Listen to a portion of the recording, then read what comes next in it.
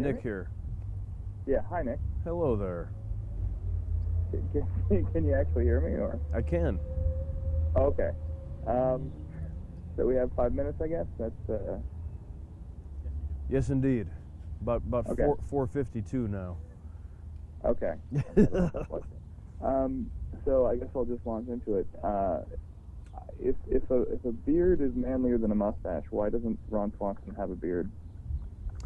That's a very good question. I think it's because with a beard he'd stick out in a crowd too much. You know, People will be able to find it. or another answer might be because Teddy Roosevelt didn't have a beard. That makes immense sense. I hadn't actually heard of this saving water event until this interview came up. But I happen to have a beard, not because of this.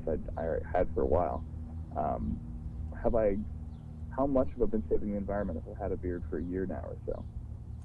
Well, you know, the basis of the program, it's called Grow One, Save a Million. And the gag is you grow a beard and together we'll all save 1 million gallons of water. This is new information to me too, but every time a guy shaves, he uses an average of 5 gallons of water.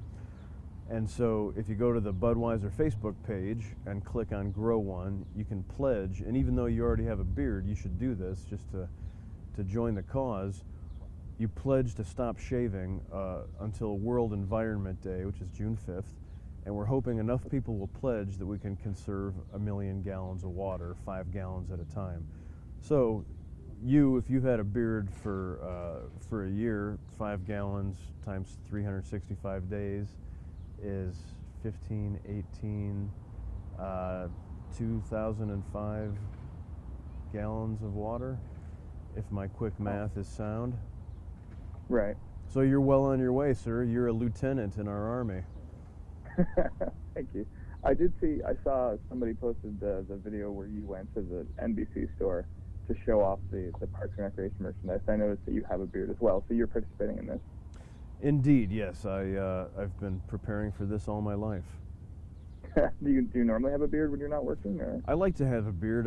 As a character actor, I always have some kind of weird facial hair going on, but in my off time, I like to just grow a big beard. That's my bag.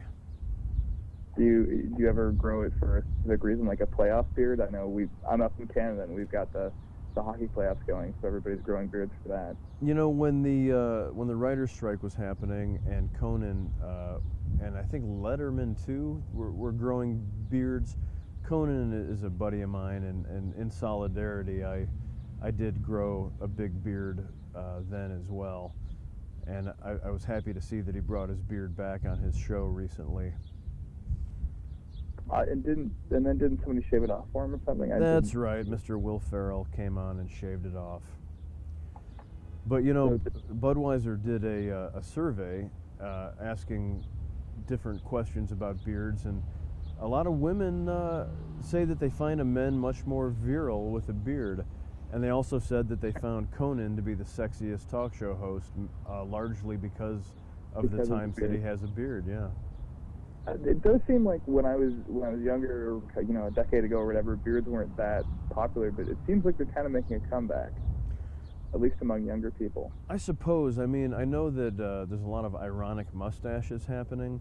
I don't pay attention to fashion much. I sort of exist outside of good taste in those things, but I think we should all have beards all the time, and I think that as we have continued to evolve, I feel like mankind will get back to a more natural state where we don't need to shave the things that people think we need to shave.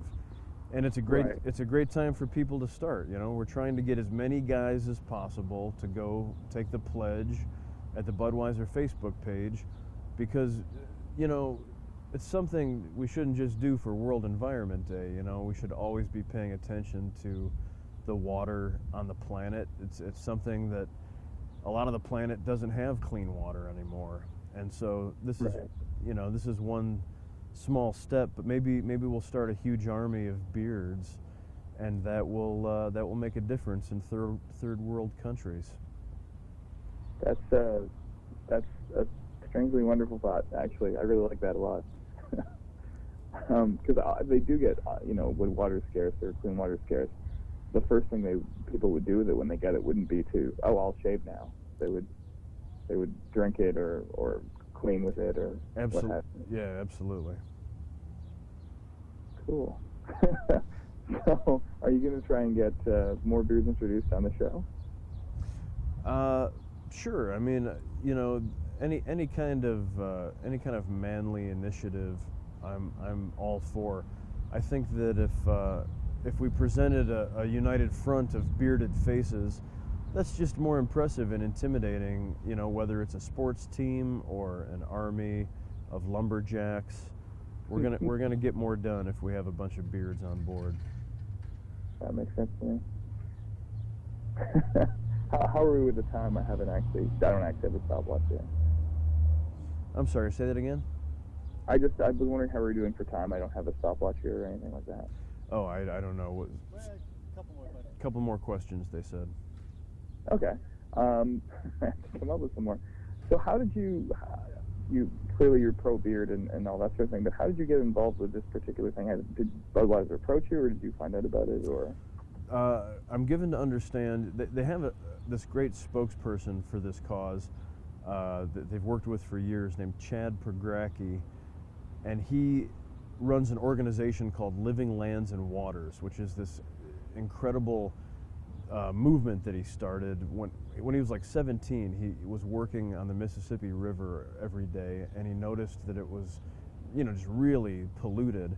And he started this initiative, which has become a nationwide thing, where they spend all year long cleaning up the rivers of our country, and also educating, people about their local waterways. So he's this heroic spokesperson, and then they needed to counterbalance that with some sort of buffoon. So they told me they Googled buffoon and beard, and a bunch of pictures of me came up. There was one picture of Cookie from Bozo the Clown, and then a bunch of pictures of me, I guess. From the woodworking site or something like that? I guess so, yeah. Yeah. I was flattered. I'm just sorry, that image is going to stick with me for a second. So would you say that you've had great success in life since you first started growing beards, however many years ago that was, or? Yeah, I mean, I'm a very happily married man. I've been with my wife for 11 years now, but the success is most notable in the attractiveness department. When I grow a beard, I can't really go to the mall anymore because I end up with hordes of ladies following me around, choking up the foot traffic, and I'm always eventually asked to leave. I've shut down more than one food court. And just in general, I think it's more impressive. If I go in for a job interview, maybe I'll trim it up a little bit into a more impressive conservative shape. But I think people, think about the great heroes of our nation: Paul Bunyan and Abraham Lincoln, our two greatest heroes. Beards. Beards all over the place. Do you normally let it run pretty free then? Yeah, I do. In the wood shop, I like to run things like I'm building furniture in the Shire for the Lord of the Rings. I make every piece of furniture as though Gandalf himself will be eating dinner off of it. And that definitely, he has quite a beard, so. He does, yes. Gandalf is a big supporter of Grow One, Save a Million. I think we should that is the perfect thing to end it on, I think. All right, well, thanks for having me. Nice talking to you. Thanks so much.